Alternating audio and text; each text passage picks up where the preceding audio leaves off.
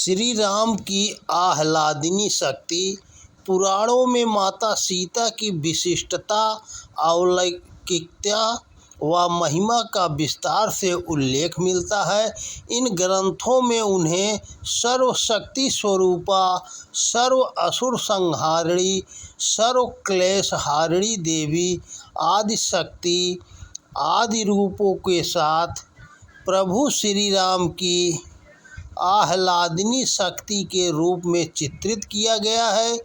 वैष्णव संप्रदाय के धर्मशास्त्रों के अनुसार वैशाख मास के शुक्ल पक्ष की नवमी तिथि को माता सीता का आविर्भाव हुआ था। इस कारण यह सीता नवमी व जानकी जयंती के रूप में विख्यात है। जिस प्रकार हिंदू धर्म में रामनवमी का विशिष्ट महात्म्य है, उसी प्रकार सीता नवमी का भी है। भगवान श्री रामचंद्र व माता सीता एक दूसरे के अभिन्न अंग माने जाते हैं। इस दिन वैष्णव संप्रदाय के भक्तजन माता सीता का आशीर्वाद प्राप्त करने के लिए विधि विधान से व्रत पूजन करते हैं। बिहार के सीतामढ़ी क्षेत्र के पुरौना गांव में राजा जनक को खेत में हल चलाते समय मिट्टी के घड़े से सीता जी प्राप्त हुई थीं। वहां पर सीता नवमी को भव्य आयोजन किया जाता है। मान्यता है कि जो व्यक्ति सीता नवमी के दिन सच्चे मन से श्रद्धा पूर्वक श्री राम सहित सीता माता का विधि विधान से पूजन करता है, उसे घर बैठे सभी तीर्थों के दर्शन का फल सहज ही प्राप्त हो जाता है। रामायण आदि विविध ग्रंथों में वर्णित कथानकों के मुताबिक माता सीता जनक की औरस पुत्री नहीं थी। सीता जी की जन्म कथा से प्रायः सभी परिचित हैं, जिसके अनुसार मिथिलांचल के शासक राजा जनक को राज्य को अकाल की त्रासदी से मुक्ति दिलाने के लिए ऋषियों के परामर्श पर खेत में हल चलाने के दौरान एक घड़े से सुंदर कन्या मिली। वह निसंतान राजा जनक ने उस कन्या को ईश्वर की कृपा मानकर पुत्री रूप में स्वीकार कर सीता नाम दे दिया। इस नाम के पीछे भी कारण है। हल का फाल जिसे सीता कहते हैं, उसके घड़े से टकराने से वह कन्या मिली थी, इसीलिए उस कन्या का नाम सीता रखा गया। इन विवरणों के अनुसार सीता राजा जनक की अपनी पुत्री नहीं थी। धरती के भीतर से निकली घड़े से प्राप्त होने के कारण सीता जी भी स्वयं को धरती माता की पुत्री मानती थी। वास्तव में सीता जी के पिता कौन थे और घड़े में सीता जी कैसे आई, इस बारे में विविध विवरण अलग अलग भाषाओं में लिखी गई राम कथाओं से प्राप्त होते हैं।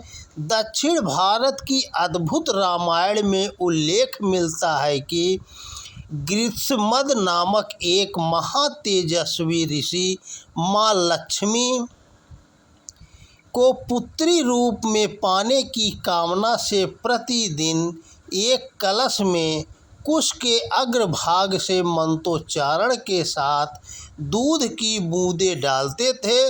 राक्षस राज लंकापति रावण में उनसे सीधे मुकाबला करने की सामर्थ्य नहीं थी, इसीलिए उसने एक योजना बनाई।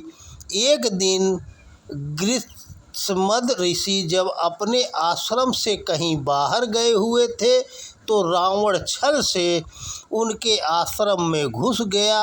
वह वहाँ साधनारत अन्य ऋषियों को मारकर उनका रक्त उसी कलश में भर दिया, जिसमें ऋषि ग्रीष्मद मंत्रों से अभिसिंचित दूध डालते थे।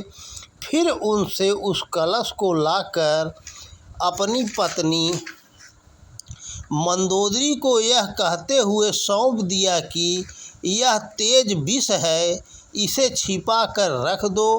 रावण की पटरानी मंदोदरी, जो पति के क्रियाकलापों व उसकी उपेक्षा से दुखी रहती थी, एक दिन जब रावण बाहर गया था तब उन्होंने मौका देखकर अपनी जीवन लीला समाप्त करने की मंशा से कलश में रखा रक्त पी लिया, किंतु चमत्कार हो गया। मृत्यु के बजाय मंदोदरी गर्भवती हो गई। जब गृत्समद ऋषि को पूरे घटनाक्रम की जानकारी हुई तो उन्होंने रावण को शाप देते हुए कहा कि जिस कलश का पेय पदार्थ पीने से तुम्हारी पत्नी गर्भवती हुई, उसी पदार्थ से जन्मी बालिका तुम्हारा काल बनेगी। कालांतर में वह घटना सच साबित हुई। जब रावण ने सीता का हरण किया व राम के हाथों उसको परम गति प्राप्त हुई। महारामायण में जिन 33 देवियों का उल्लेख है, उसमें सीता जी को आद्य शक्ति के रूप में निरूपित किया गया है। इस ग्रंथ में सीता माता को कई अन्य नामों से भी संबोधित किया है, जो इस प्रकार है: सूयते, सवती, स्याति, सुवती, सिनोती व श्यामते। इसी तरह दूसरे 8 ग्रंथों में सीता जी के अन्य नाम है: मातृलुंगी, अग्निगर्भा, रत्नावली, धरणीता, भूमिजा, भूसुता, भूमिसुता, अयोनिजा तथा मैथिली उनकी वैदेही व रामवल्लभा। भगवती सीता श्री रामचंद्र की अभिन्न लीला सहचरी मानी जाती है। उन्हें श्री राम की शक्ति व राम कथा का प्राण कहा जाता है। वाल्मीकि रामायण के अनुसार त्रेता युग में जब भगवान विष्णु अयोध्या के राजा दशरथ के पुत्र रामचंद्र के रूप में अवतरित हुए तो उनकी चिर संगिनी माता लक्ष्मी भी मिथिला के राजा जनक को पुत्री रूप में प्राप्त हुई। दोनों ही ईश्वरीय शक्तियों ने अपने मानव स्वरूप में जीवन के सभी क्षेत्रों में मर्यादा के सर्वोच्च उदाहरण प्रस्तुत किए।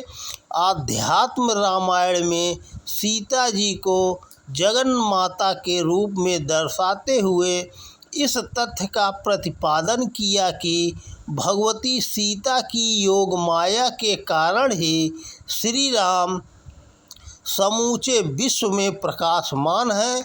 उनके बिना श्री राम अपूर्ण हैं।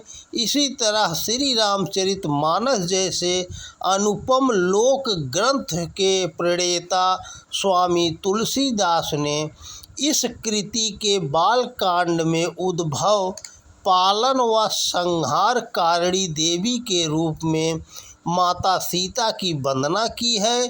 मानस के बाल कांड में माता सीता के उद्भव कारिणी रूप के दर्शन होते हैं।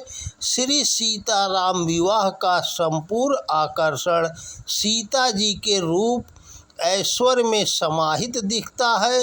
वहीं अयोध्या कांड से अरण्य कांड तक वे स्थित कारिणी व करुणा क्षमा की साक्षात मूर्ति दिखती है। श्री राम की श्री रूपा शक्ति देवी सीता का संपूर्ण चरित्र अनुकरणीय व वंदनीय है।